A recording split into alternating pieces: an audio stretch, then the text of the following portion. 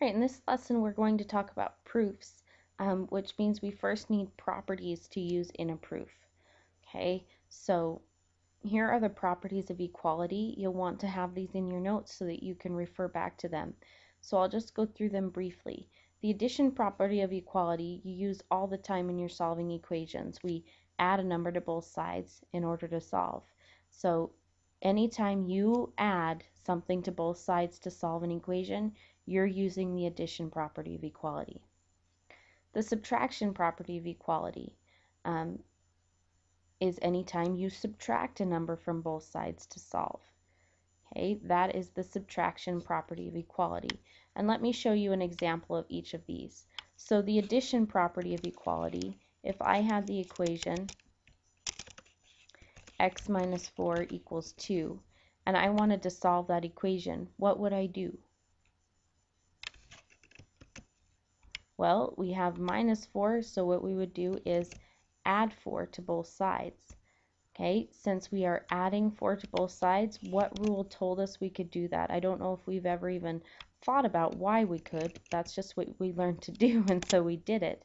But when we're doing proofs, we have to justify each step that we take. And here we have learned to add to both sides, and we'd get x equals 6. The addition property of equality is the rule that tells us we can do that. Okay, so again, anytime you add something to both sides of an equation to solve it, that's the addition property of equality. On the other hand, if we had x plus 4 equals 2 instead, how would we solve that? We would subtract 4 from both sides to get our answer. Again, that's something we've done forever in algebra, but we didn't ever say why, maybe. The reason why is because we have this rule called subtraction property of equality that tells us we can subtract the same number from both sides of an equation. Same with multiplication property of equality. That's anytime you multiply both sides of an equation by a number.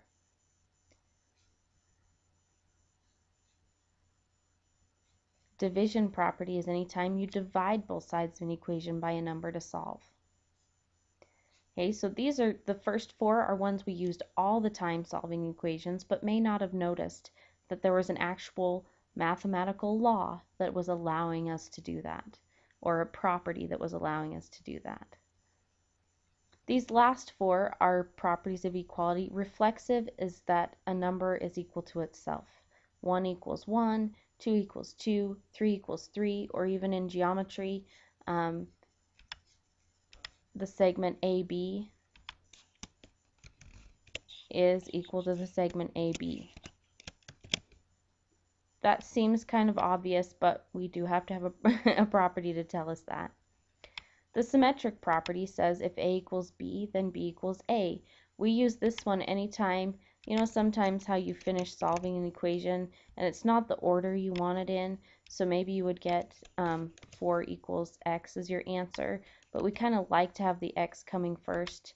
The symmetric property says it's okay to switch those around. Okay, it's okay to write it as X equals 4 instead of 4 equals X. So that's the symmetric property. The difference between symmetric and reflexive is, notice in reflexive you have exactly the same number equal to itself. In symmetric we have 2 things that look different, but we're told are equal, and we're allowed to switch sides. The transitive property. Transitive property it looks kind of like the law of syllogism, if you remember doing the law of syllogism. If A equals B and B equals C, that means that A has to equal C. So that means we can take out this middleman, the B, just like we did with the law of syllogism, and say that A equals C. And finally down here, substitution. If A and B are equal, if they're the same thing, we can replace A with B or B with A in any expression. Okay, so those are the properties, and again, you'll want to have those in your notes. We'll go through some examples throughout this lesson, but again, you'll want to have those in your notes so you can use them. Okay, we are going to be working on proofs. A proof is a logical argument with justifications that every step is valid. Now, justifications, those are going to have to be definitions or properties. Okay, Definitions or properties are what we're going to have to use to justify each step. So let's take a look at an algebra proof.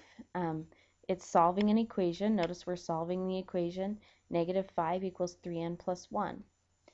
How would you solve that? Now, we've done this again. We've done this a million times, but this time we're going to justify each step.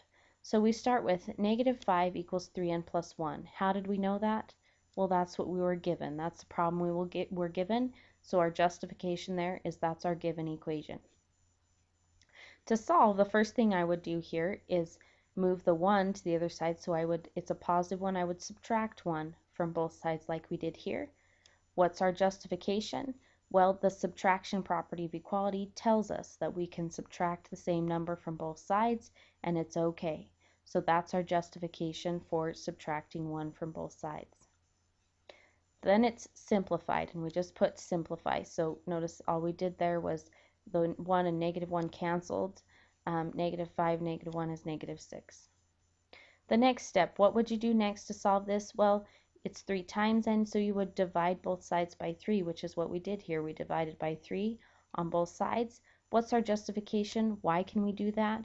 Because the division property of equality says we can divide both sides of an equation by the same number. And we simplify, that means that gives us n equals negative 2. Okay, but remember, we're not real comfortable with that. We're used to the letter being on the left. So we just switch the order. What property is that? That's the symmetric property. Tells us that we can switch sides, just flip-flop sides of an equation. As long as we don't change the numbers, we still had negative 2 and an n, we can move them to the opposite sides, and that's okay.